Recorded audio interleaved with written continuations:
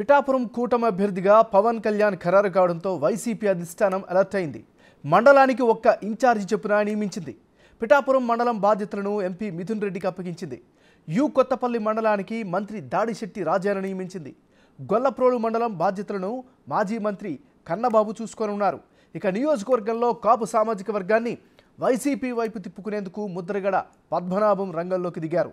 నియోజకవర్గానికి ప్రత్యేక ఇన్ఛార్జిగా ద్వారంపూడి చంద్రశేఖర్ రెడ్డిని నియమించారు.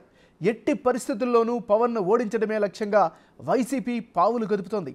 ఇప్పటికే వైసీపీ ఇన్ఛార్జీలు రంగంలోకి దిగారు. కొత్తపల్లి మండలంలో మత్స్యకారులతో దాడిశెట్టి రాజా చర్చలు జరుపుతున్నారు. కాపు నాయకులతో ముద్రగడ పద్మనాభం సమావేశమవుతున్నారు.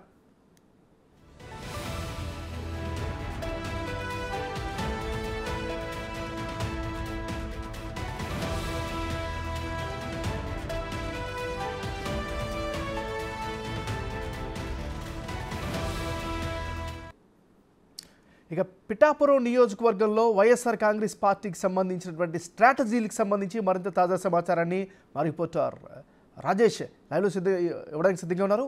రాజేష్, చెప్పండి, ఏం జరుగుతుంది? వైసీపీ స్ట్రాటజీ ఏమిటి?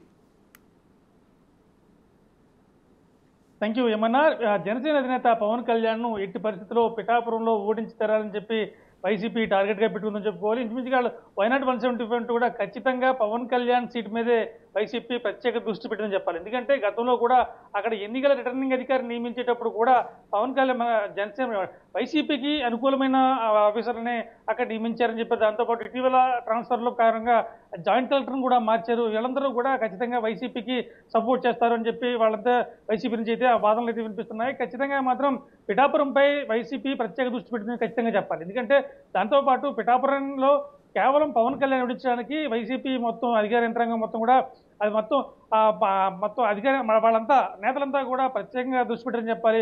పిఠాపురం కాన్స్టిట్యున్సీలో ఉన్న 3 మండలాల్లో కొత్తపల్లి వచ్చేసరికి పక్కనే ఉన్న మంత్రి దాడిశెట్టి రాజాకు, అలాగే పిఠాపురానికి ఏమో ఉభయ గోదావరి జిల్లాల వైసీపీ ఇన్ఛార్జ్ కోఆర్డినేటర్ మిథున్ రెడ్డి, అలాగే గొల్లపురులకు సంబంధించి మాజీ మంత్రి కుర్తల కన్నబాబు, వీళ్ళ ముగ్గురిని కూడా ఎట్టి పరిస్థితుల్లో అక్కడ ఏ మండలంలోనూ కూడా పవన్ కళ్యాణ్కు ఓటు పడకుండా చేయాలని చెప్పి ప్రత్యేక ఇన్ఛార్జిగా నియమించినట్టు తెలుస్తోంది. వీళ్ళతో పాటు ఇటీవల వైసీపీలో చేరిన కాపు ఉద్యమ నేత ముద్రగడ పద్మనాభం కూడా ప్రత్యేకించి పిఠాపురం మీద పనిచేయాలని చెప్పి ఆ పార్టీ అధిష్టించినట్లుగా తెలుస్తోంది. ఈ నలుగురు కూడా ప్రస్తుతానికి మాత్రం పిఠాపురంపై దృష్టికి వేశారు. దీంతో భాగంగానే గత 2 రోజుల క్రితం ముద్రగడ పద్మనాభం పిఠాపురం మండలంలోని ఒక ఇంటికి వెళ్ళి మొత్తం అందరితో భేటీ అయినట్టు తెలుస్తుంది. దాంతోపాటు మంత్రి దాడిశెట్టి రాజా కూడా నిన్నగాక మొన్న కొత్తపల్లి మండలంలోనే ఒక గ్రామానికి వెళ్ళి ఆ మత్స్యకారులతో భేటీ అయ్యారు. ఎందుకంటే అదే కమ్యూనిటీ చెందిన కాబట్టి ఆ మత్స్యకారులతో భేటీ అయ్యారు.